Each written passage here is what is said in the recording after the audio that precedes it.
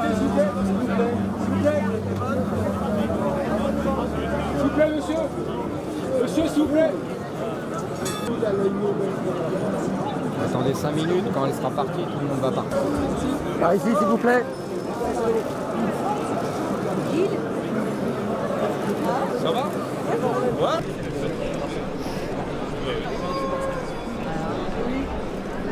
Et comment il peut jurer ça? Est-ce qu'il sait au moins que c'est indétectable au bout de 3 semaines? Non, probablement il ne le sait pas.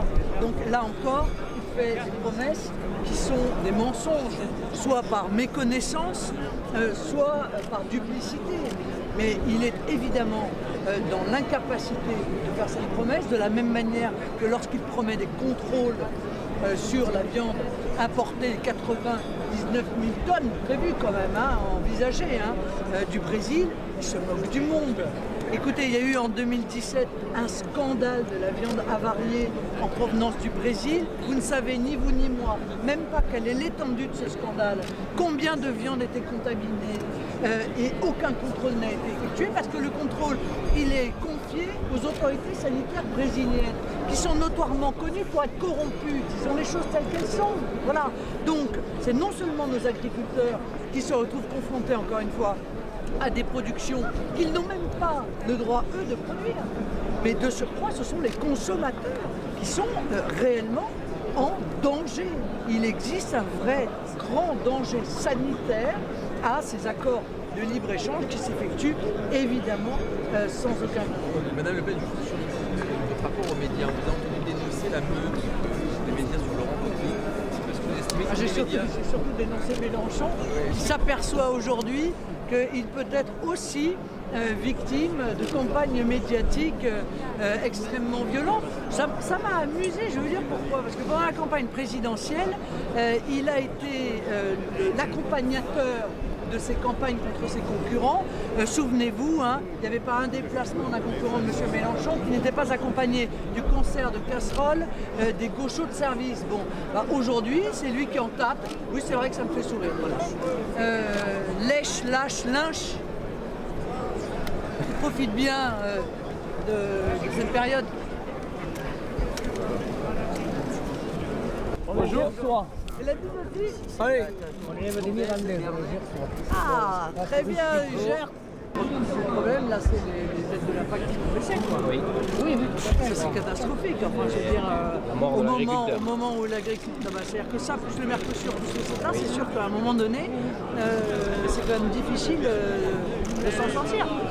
Moi, je trouve ahurissant, encore une fois. Enfin, je veux dire, si on essaye de faire un peu le bilan des accords de libre-échange depuis 30 ans quand même. Bon. 35 à 45% d'aide en moins, 100% de production en plus, et 0% de prix payé à l'agriculteur en plus. Voilà, comme ça, au moins, les choses sont claires. Bon, le bilan, il est extrêmement négatif. Et c'est au moment où l'agriculture se retrouve confrontée à des difficultés absolument incroyables qu'on va baisser les aides de la PAC. C'est hallucinant. Ouais, toutes ces histoires du CHN, le monde dans le Gers, il y a des communes, on ne se tient pas debout. Tellement que ça monte, ils n'ont plus le droit à l'ICHN. C'est un problème.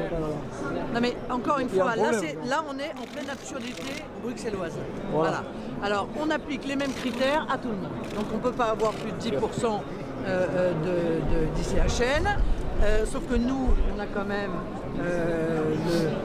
l'espace agricole utile la plus importante de l'Union européenne. Et puis on a 5 massifs montagneux majeurs quand même. Donc on ne peut pas être traité de la même manière que les Pays-Bas ou que la Belgique. Or on est traité de la même manière que les Pays-Bas ou que la Belgique. Alors je crois qu'il y a 1350 communes qui vont sortir.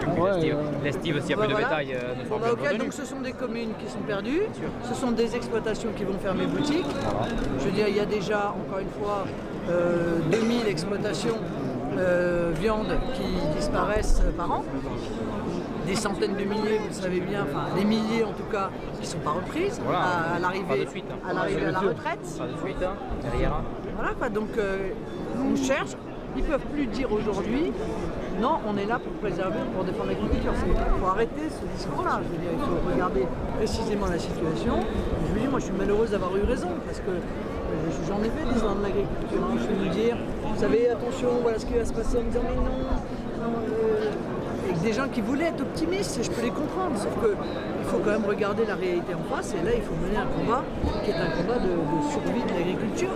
Et la survie de l'agriculture, c'est la survie de l'indépendance alimentaire des Français, c'est la survie de la sécurité alimentaire des Français. Donc en fait, ça concerne tous les Français. Je veux dire, moi, c'est un peu ça ce que je viens de dire aussi.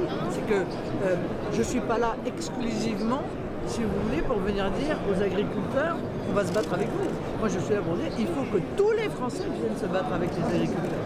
Parce que tous les Français souffriront de la disparition programmée de l'agriculture. Tout le monde a besoin Et d'agriculture. quand les savoir-faire sont partis, sont arrêtés, sont perdus, alors là, c'est bon. pour recommencer, c'est quasiment insurmontable. Voilà, quasiment insurmontable. C'est déjà si supprimer la l'ICHN. Oui. ICHN, plus CETA, plus Mercosur, plus baisse des aides. Au bout d'un moment, ça fait beaucoup. Voilà, plus ce que je disais tout à l'heure, plus quelque part l'augmentation massive de la CSG pour les retraités, parce que dans des petits villages, il y a un tiers de retraités, il y a un tiers de salariés du tertiaire, il y a un tiers d'agriculteurs. Alors quand il n'y aura plus d'agriculteurs et quand les retraités avec la CSG seront ruinés, qu'est-ce qui restera des villages? Rien. Donc c'est la mort de la ruralité. Voilà. C'est la mort de la ruralité. Alors il y a une espèce de vision où il faut pousser tout le monde à aller dans les mégapoles, hein, un peu comme un pays en voie de développement. Oui, c'est ce que j'ai appelé le désaménagement du territoire. C'est vraiment ça. Hein. En tout cas, bravo pour votre combat, pour ce que vous faites. Félicitations et merci. Hein, puisque grâce à vous, on mange encore de la viande d'une qualité supérieure, sûre, hein, et on préserve cette biodiversité. Madame Le Pen, je peux vous poser une question d'un jeune, s'il vous plaît, une minute? Oui. Toute simple. Est-ce que vous pensez que l'agriculture française, les agriculteurs dans le marché futur, ils peuvent se positionner sur le marché des énergies renouvelables et comment? Je sais que moi, mon père a une ferme et j'aurais bien voulu reprendre la ferme, mais actuellement on ne peut pas. Et j'aimerais bien me positionner sur le marché des énergies renouvelables et je veux savoir dans quel sens vous pouvez penser qu'on peut aller. Moi j'en ai discuté avec un certain nombre d'agriculteurs. Ils sont plutôt pour l'énergie solaire.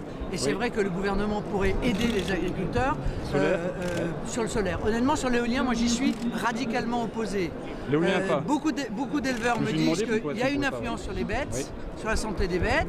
Et puis je vais vous dire, là où vous avez posé une éolienne, c'est fini, vous ne travaillez plus jamais la terre. Hein. Oui. Parce que vu le tonnage de 1500 tonnes de béton qu'on balance, là c'est fini, la terre elle est perdue. Donc voilà, je pense que c'est plus vers ça. La méthanisation, c'est très bien, mais permettez-moi, pour y être allé et m'être intéressé au sujet, c'est pas si simple.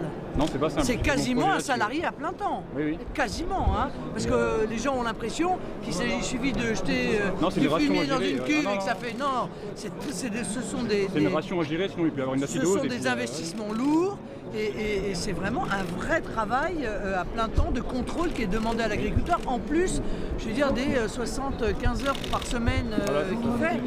Et puis un agriculteur tout seul n'a pas assez de substances, de matières premières à apporter. Il faut s'associer avec d'autres et puis c'est compliqué à gérer tout ça. Oui, ben voilà, c'est presque un boulot à plein temps. Sur le solaire pour les agriculteurs, vous pensez je pense que c'est un des moyens quand même, peut-être, d'alléger en tout cas leurs factures. Mais enfin, soyons très clairs. Je veux dire, si on ne règle pas le problème de ce libre-échange échevelé, de la baisse des aides de la PAC et compagnie, c'est pas ça qui sauvera l'agriculture. Hein. Voilà, moi je viens pas pour raconter des carabistouilles, donc voilà, il faut sauver l'agriculture en faisant du patriotisme alimentaire, en se protégeant, en arrêtant ces accords de libre-échange complètement dingues. Comment est-ce que vous pouvez lutter contre les Brésiliens qui ont des coûts de production qui sont 50% inférieurs aux vôtres? Et vous pensez que le prix du kilowattheure acheté va augmenter dans les années à venir alors? Atteindre nouveau, peut-être pas le prix qu'il a été fut un temps, mais nouveau augmenter, qu'on puisse refaire des projets? Je suis pas sûr de ça. Ouais, d'accord, merci. Je suis pas sûr de ça. Je vous en prie. Un basculement exactement. Comme le génie sorti de ça. Mais Moscovici en commission des affaires étrangères, incroyable. 10 ans, mais à la question d'un député, mais si l'Assemblée nationale vote contre, ne ratifie pas le CETA, qu'est-ce qui va se passer? Il dit il s'appliquera. Ok, bon. En plus, c'est quasiment en anglais au Parlement. Sans s'occuper des Parlement. Voilà. Madame Le Pen, inquiétude et...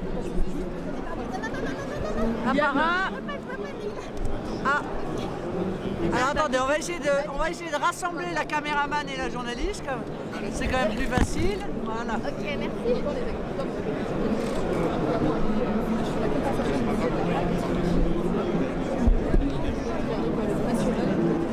Oui, à l'évidence. Enfin, je veux dire, on voit bien qu'à partir du moment où on ne détient pas le pouvoir de décider des aides, d'abord celles-ci sont en général mal orientées, et deuxièmement, eh bien, on n'est pas à l'abri d'une baisse des aides. Enfin, encore une fois, comme je le disais tout à l'heure, 30 ans de libre-échange européen, 35 à 45% de baisse des aides, 100% d'augmentation des coûts de production, 0% d'augmentation du prix payé à l'agriculteur. Voilà. Et là, c'est près de 10% qu'on envisage de baisser les aides de la PAC. Ça, plus le Mercosur, plus le CETA, à l'évidence, je veux dire, c'est l'annus horribilis pour l'agriculture, c'est-à-dire que c'est le début de la fin. Voilà. C'est le massacre organisé de l'agriculture française. On ne peut pas admettre cela. On ne comprend pas d'ailleurs pourquoi, alors que le marché français est un des plus porteurs dans l'alimentation, pourquoi est-ce qu'on fait des cadeaux à des concurrents qui ne respectent aucune norme sociale, aucune norme environnementale? Moi, je ne veux voir en France vendues que des denrées que nos agriculteurs ont le droit d'y produire. Mais sur les accords, les agriculteurs du marché français, des accords bilatéraux, on sort de l'Union européenne. Évidemment, il faut arrêter de déléguer à l'Union européenne le soin d'imposer des accords de libre-échange qui sont contraires à nos intérêts vitaux. Car l'agriculture est un intérêt vital pour la France. Ça n'est pas seulement un secteur économique, c'est un secteur qui touche à la sécurité sanitaire. C'est ce que vous mangez, c'est ce que mangent nos enfants. Demain, le bœuf aux hormones, par l'intermédiaire du Mercosur, il sera dans nos assiettes. Demain, Pardon ? Mais intenable, il ne peut pas tenir cette promesse, c'est un mensonge. On sait très bien que les antibiotiques, par exemple, sont indétectables 3 semaines après l'injection.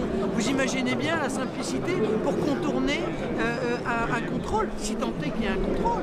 Parce qu'aujourd'hui, les contrôles, ils sont effectués par les autorités sanitaires du pays exportateur, c'est-à-dire là, en l'occurrence du Brésil, qui sont notoirement corrompus, disons-le. Je le dis très simplement, puisqu'il y a eu un scandale sanitaire majeur d'importation massive de viande avariée du Brésil en 2017, dont nous ne savons même pas encore aujourd'hui quelle a été l'importance de ces importations. Est-ce que ça continue et quelles en ont été les conséquences catastrophiques? Cette visite de 10 heures qu'il a fait au il essaye, qu'est-ce que vous voulez, quand il n'y a pas de qualité, il faut bien qu'il y ait de la quantité, quoi. Donc on multiplie les heures, particulièrement quand on n'a rien à dire. Sur le glyphosate, il dit qu'il faut en sortir à terme, mais 3 ans, ça va aller pareil. Mais non seulement c'est un délai intenable, mais en réalité c'est un mensonge qui est encore une fois proféré, puisqu'il ne peut pas interdire le glyphosate en France, pour une raison très simple, c'est qu'il ne peut pas, compte tenu de l'Union européenne, interdire l'importation de produits qui, précisément, seraient produits avec du glyphosate. Donc ça va rimer à quoi? On va interdire à nos agriculteurs d'utiliser le glyphosate, sans même d'ailleurs que l'on ait pour l'instant de produits véritablement de substitution efficace, mais dans le même temps, on va continuer à autoriser l'importation de denrées qui, elles, auront été produites avec du glyphosate. La promesse de 5 milliards d'investissements, c'est pas assez. Il a plus de 5 milliards d'investissements dans les prochaines années. Oui, enfin, vous savez, moi les promesses, je les vois arriver. On nous a promis beaucoup de choses sur le CETA. Le CETA est en application. On promet beaucoup de choses sur le Mercosur. Le Mercosur, en l'occurrence, va manifestement entrer en application. Et il le fait d'autant plus facilement qu'il est complice avec le Parti des Républicains sur ces sujets. Il nous racontera quand même une histoire. Moi, quand j'entends M. Wauquiez dans les travées du salon de l'agriculture venir dire qu'il va défendre les agriculteurs contre la concurrence déloyale, il y a un an pile, en février 2017, il y a eu un vote sur le CETA au Parlement européen. D'accord ? 12 députés européens, les Républicains, ont voté pour, 5 se sont abstenus et 2 avaient piscine. Pourquoi je ne saluerais pas M. Wauquiez? D'ailleurs, en fait, il a dit du mal de tout le monde sauf de moi. On va y avoir des points d'entente. Vous entendez avec lui sur l'agriculture finalement? Non. On s'entend pas avec lui parce que lui, il tient des discours ici, mais en l'occurrence, ses députés au Parlement européen, ils votent pour le CETA. Voilà, ils ont voté pour le CETA. Il y a un an pile, février 2017, ils ont voté pour. Vous voyez? Donc ça, c'est inadmissible.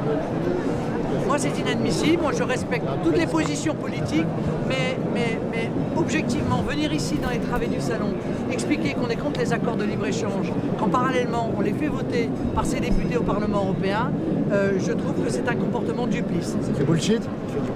C'est ça. Ça doit être ça. On fait du bullshit. Vous tombez drôlement bien parce que l'année dernière, c'est moi qui ai tapé sur les casseroles et qui vous ai renvoyé dans votre... Alors, vous n'avez rien à faire ici. Ah, mais donc vous étiez M. Mélenchon? Non. Ah ben vous pourriez ressortir la casserole là, parce qu'en ce moment... Mélenchon n'a rien à voir. Il n'est pas là, Au revoir. Alors l'autre. Au revoir et bon vent, vous êtes... D'accord. Par ici.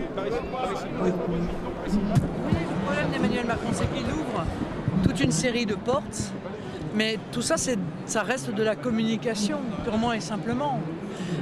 Il a fait les états généraux de l'alimentation. On n'a pas vu d'ordonnance là sur ce sujet, pourtant il y a urgence. Là pour le coup, peut-être il aurait pu prendre des décisions par ordonnance pour protéger les agriculteurs, mais il ne le fait pas. Alors je vais vous dire, les états généraux de l'alimentation, il n'y a rien qui en ressortira. Parce qu'il ne faut pas fâcher M. Leclerc. Voilà, elle est là la réalité. Il vient faire des promesses ici sur le Mercosur, dont il sait pertinemment qu'il ne pourra pas les tenir.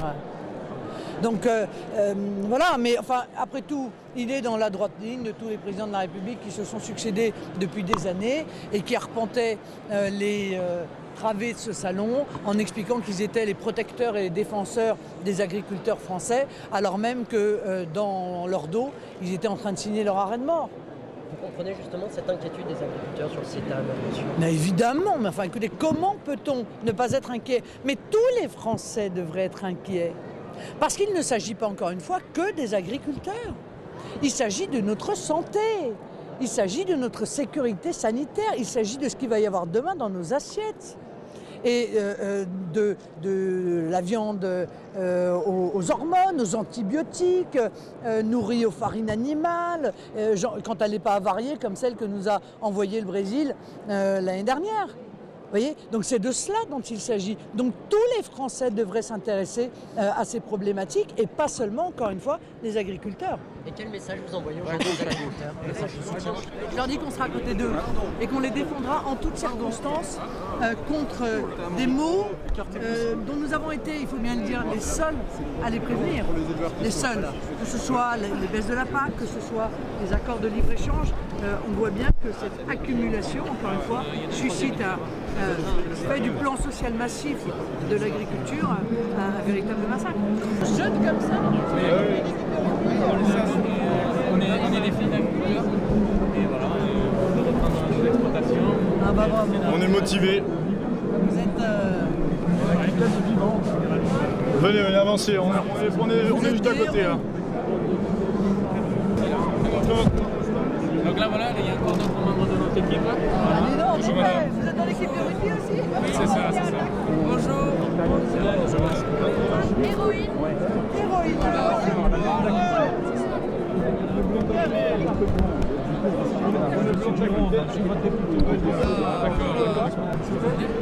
Allez, retourne. On peut le retourner là. Voilà. On est tous là. Ouais, pas moi. On les hold back. Voilà, super. Ça pue, vous le regardez, ça pue. Ah bah j'adore le fromage. Ah oui, c'est bon, on prend un petit bout dans le film.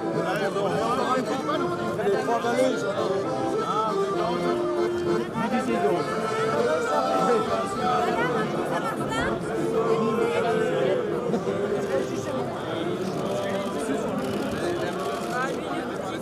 Mais non, viens avec moi, je t'ai dit.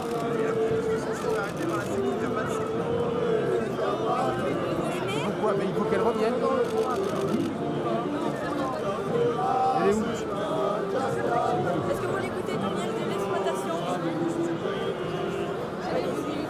C'est là, c'est celui-ci.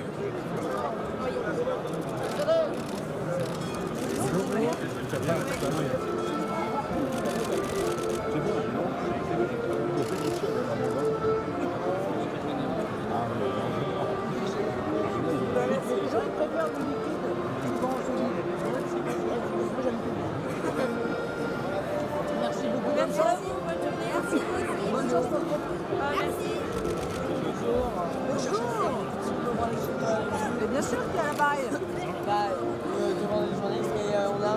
c'est un jeu. Oui, c'est des jeux pour les enfants. On fait aligner les animaux avec... Attends, j'arrive. Je me suis fichu du bol partout, mais...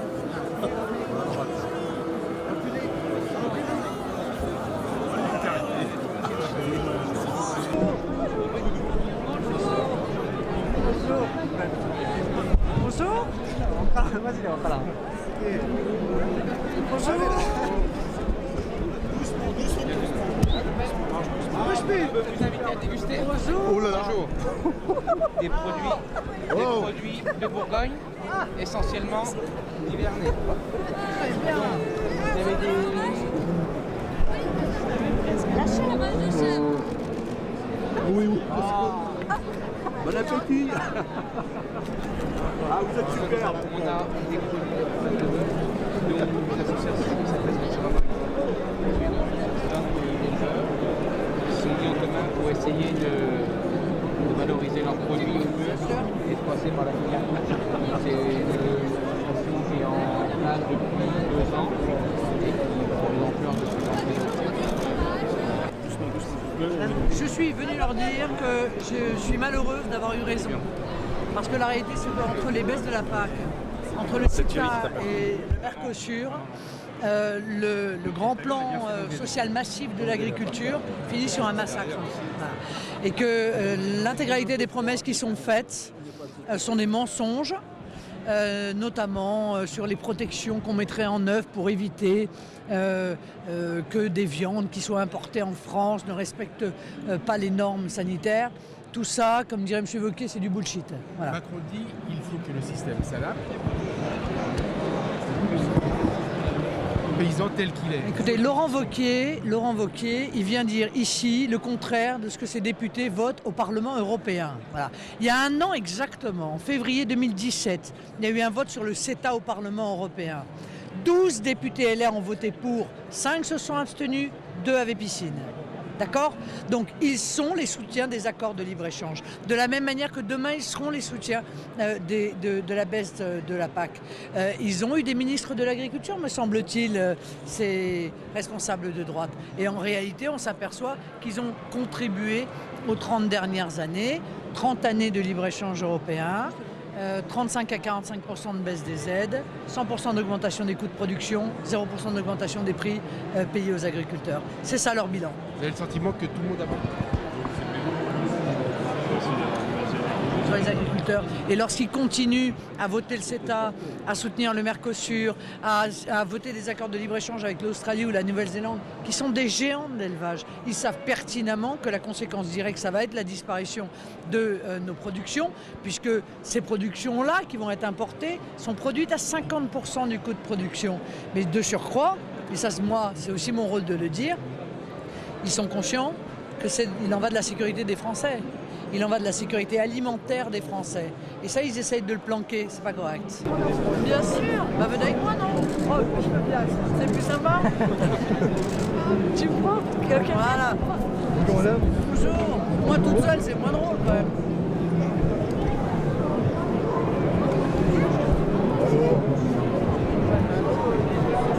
Ça marche pas?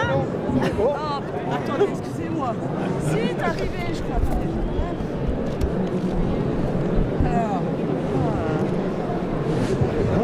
Mais si, c'est bon. Ne doutez pas de vous.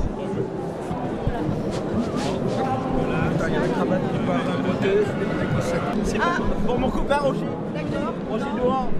Allez. Ah oui, merci. Voilà pour mon copain Roger. Ça va aller. Multiplier les fromages. C'est agréable. Les bons fromages. C'est un beau terroir. Oui. Merci beaucoup. Merci beaucoup.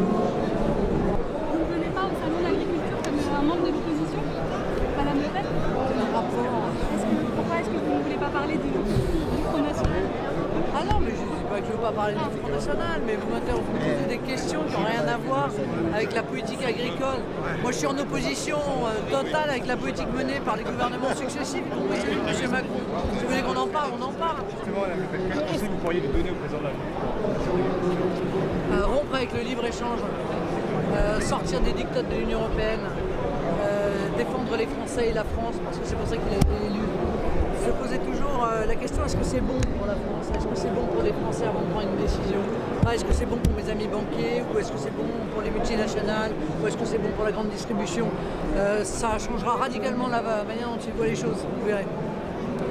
Les Français ont choisi ça. Les Français ont décidé, ils nous ont mis au second tour de l'élection présidentielle.